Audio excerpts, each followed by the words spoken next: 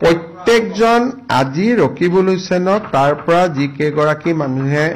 তেওঁক বেয়া ব্যৱহাৰে হওক খেদিছে প্ৰত্যেকগৰাকী মানুহ মুছলিম মানুহ আৰু বংগীয় মূলৰ মুছলিম মানুহ আৰু সেই জায়গাটোত পৰখি ময়ো যাম মোকো কোনোবাই শ্লোগান দিব পাৰে মোৰ এগেইনষ্টত মই নাজানো কিন্তু পৰখি মই যাম কাৰণ আজি আমি সিদ্ধান্ত ললো এখন ফৰেষ্ট কৰিম গতিকে পৰখি অশোক সিংহাল আৰু ময়ো তাতে যাম গতিকে কিন্তু ৰকিবুল হুছেইনক জুনে তুনে খেদে এতিয়া ধুবুৰীটো খেদে গোৱালপাৰাটো খেদে নগাঁৱতো খেদে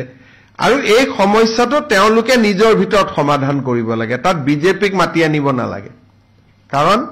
বংগীয় মূলৰ ৰাইজৰ মাজত বিজেপিৰ প্ৰভাৱ নাই বুলিয়ে ক'ব পাৰে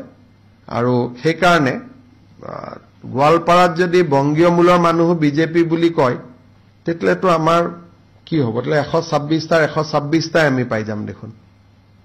গতিকে কোন ভিডিঅ' চালে আপোনালোকে গম পাব এইবোৰ কোন মানুহ হয়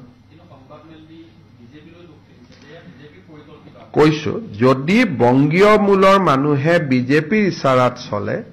তেতিয়াহ'লে অসমৰ ৰাজনীতিৰ এটা ভয়াৱহ পৰিৱৰ্তনৰ ইংগিত দিব কিন্তু মোৰ হাতত ইমান ডাঙৰ ইংগিত নাই যদি ধুবুৰী গোৱালপাৰাত 10 লাখ ভোটত জিকা এমপি জনক যদি কোনোবাই খেদিব পাৰে তাৰ মানে 1.5 বছৰত তেওঁৰ পজিশন কিমান বেয়া হৈ গ'ল আপোনালোকে নিজে চিন্তা কৰক 1.5 বছৰ হোৱাই নাই নেকি এবছৰ 2-3টা দিনে হৈছে 10 লাখ ভোট পোৱা মানুহক নিজৰ সমষ্টিৰ পৰা কোনোবাই খেদিব নেকি আমিতো 25 বছৰ থাকিলো না সামুগুৰিতটো খেদিলে গোৱালপাৰাটো খেদিলে আমাকতো জালুকবাৰীত আজিলৈকে কোনেও খেদা নাই তেনেকে সমষ্টি ভাঙিয়ে গ'ল বিদায়ে ললো এক প্ৰকাৰ গতিকে আমাকতো কোনেওতো আজিলৈকে নেখেদা নাই কংগ্ৰেছেও নেখেদে আনকি সমষ্টিৰ কংগ্ৰেছ মানুহখিনিও ভোট নিদিলেও ভাল পায় আমাক নেখেদে অন্তত